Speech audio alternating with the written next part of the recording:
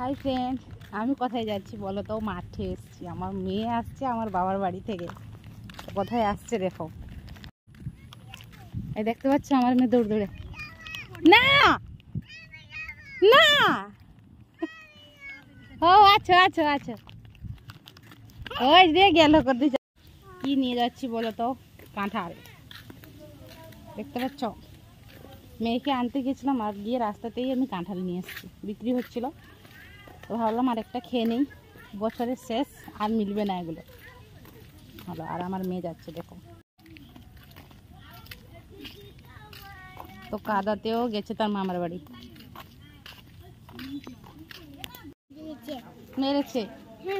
তুই যাবি কেন? এই মগু তার কুকুরের উপরে।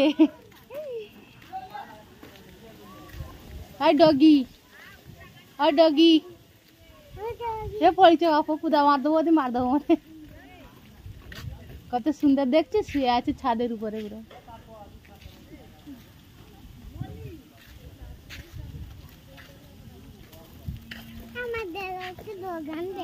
আমাদের ডগ আনবো? আমাদের ঘর হোক দিলে ডগ আনা হবে।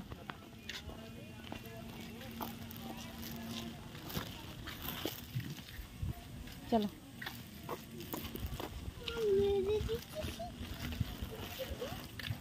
কে মারলো?